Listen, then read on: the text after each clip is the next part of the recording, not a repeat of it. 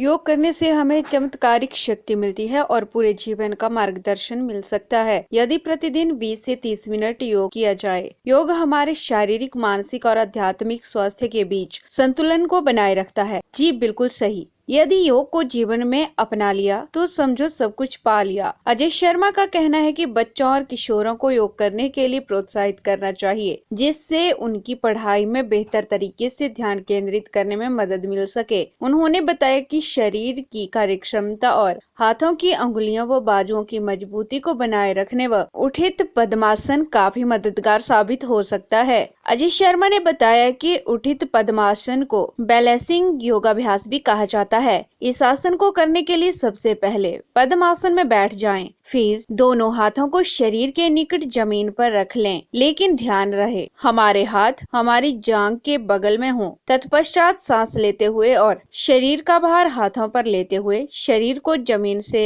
ऊपर उठाएं। जहां तक संभव हो सके इसी मुद्रा को बनाए रखें। फिर लंबी गहरी सांस छोड़ते हुए शरीर को जमीन पर लाएं। याद रखें, आसन को सही रूप से बनाए रखने के लिए हमारा ध्यान हमारी सांसों पर होना चाहिए। अजय शर्मा ने बताया कि इस आसन को 5 से 7 बार रोजाना जरूर करना चाहिए। उठित पद्मासन हमारे शरीर को बैलेंस में लाता है और ध्यान केंद्रित करने की पावर को बढ़ाता है। इसलिए बच्चों व किशोरों को ये आसन जरूर करना चाहिए। यदि इसका नियमित अभ्यास किया जाए तो हमारे शरीर की मांसपेशियां और हड्डियां मजबूत बन सकती हैं। आज हम करेंगे उठित पद्मासन।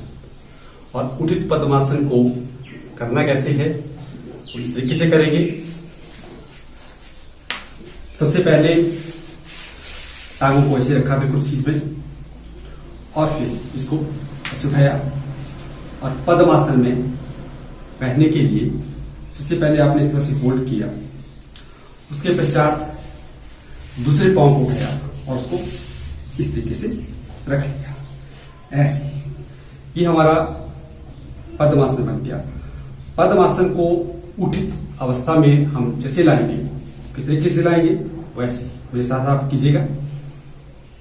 आप दोनों हाथ आपके साइड में और इसको उठित ऊपर उठाना है आपने, ऐसे।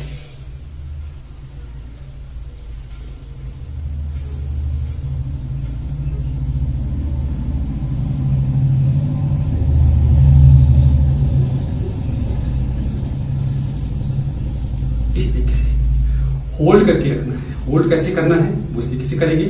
लंबा सांस लेंगे ऐसे,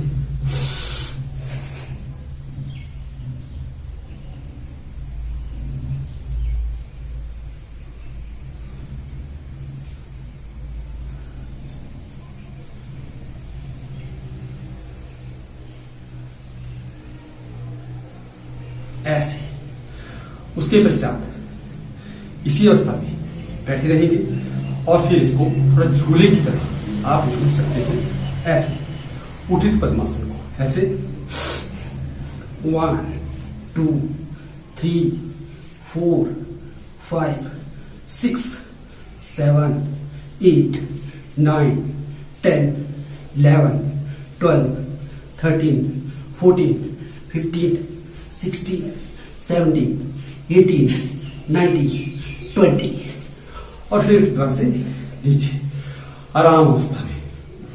उसके पश्चात फिर एक बार दोबारा करेंगे, उठित ऐसे,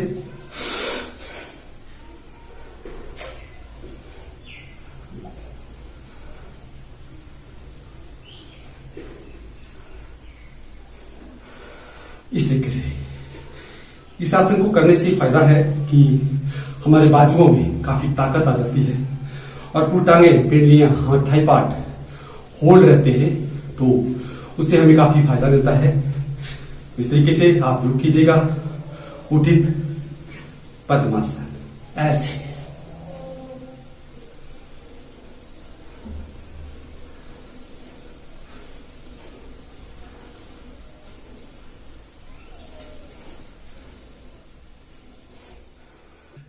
प्यारे टीवी के लिए हमीरपुर से ब्यूरो रिपोर्ट।